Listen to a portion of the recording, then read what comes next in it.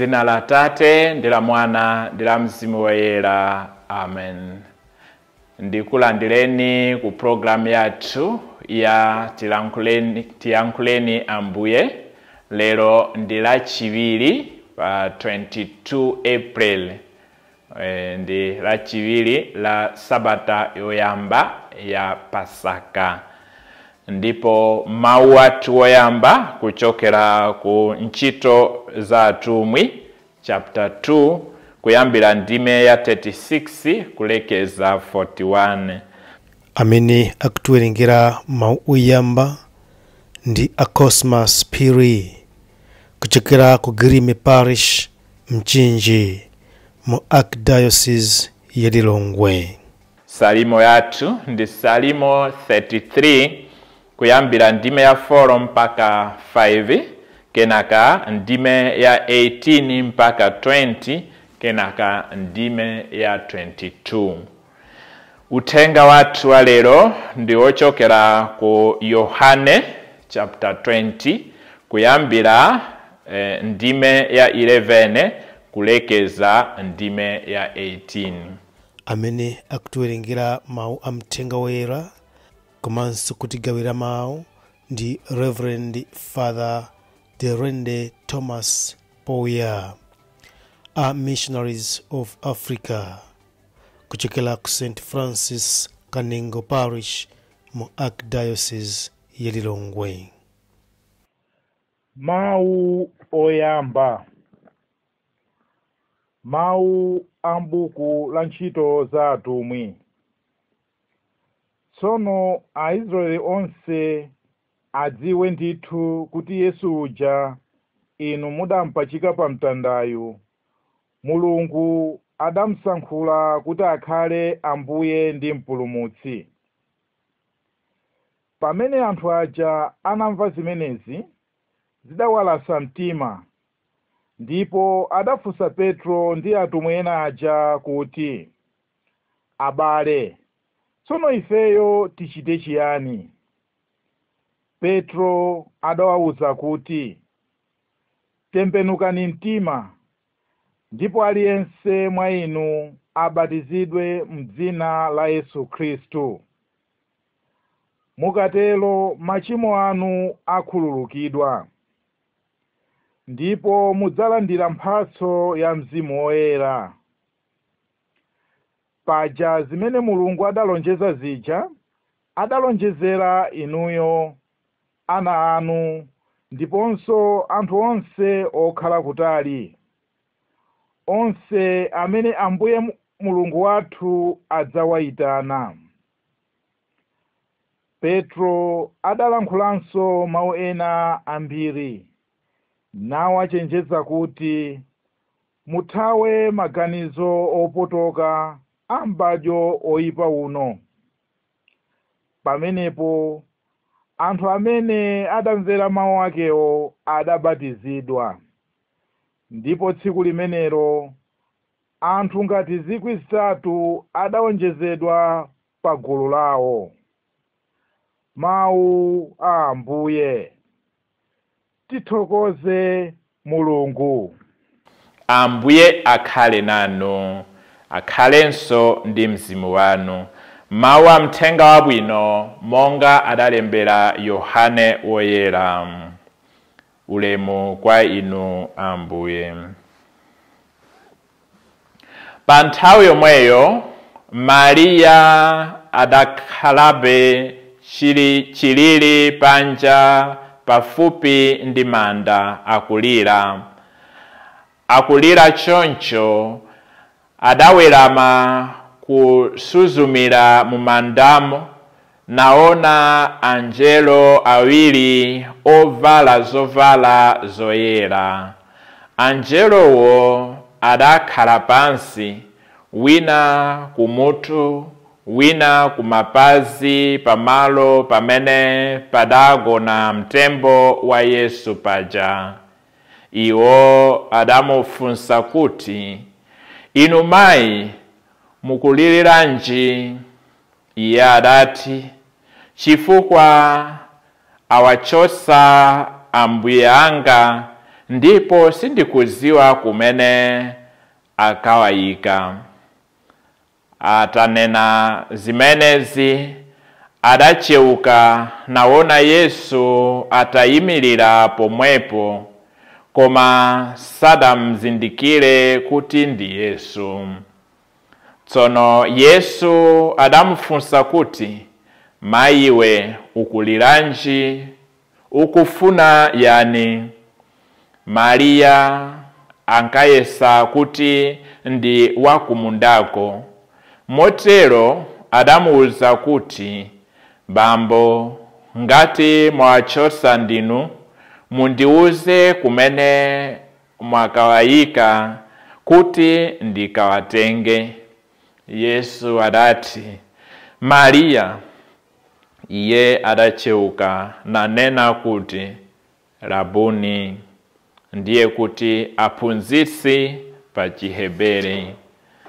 Yesu adamuwuza kuti, usandigwire pakuti sindinakwerebe kupita kwa Atate, koma pita kwa abale anga ukawawuze kuti ndikukwera kupita kwa Atate anga omwe ndi ali Atate anunso, Mulungu wanga yemwe ali Mulungu wanunso.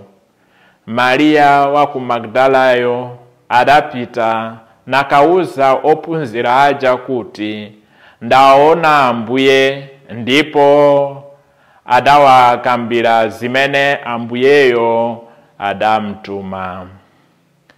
Mthenga wa Ambuye.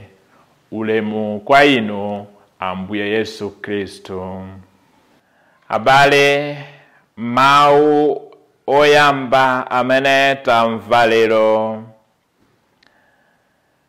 akutiuza za zimene zidachitika pakati pa ophunzira a Yesu, kuti pa tsiku la Pentekosti, pamene Petro adalankhula pakati pa anthu onse, Ayuda aja adagwidwa ndi mawu ake. Tikumbukire kuti Pentekosti ndi tsiku limene tikukondwerera kutsika kwa Mzimu Woyera, ndipo mawu amene tamvawa mu mawu oyamba ndi ochokera ku speech yake, zotsatira za speech ya Petro pa tsiku limenelo. Ayuda ambiri adachita chisoni ndi zimene Petro adalankhula.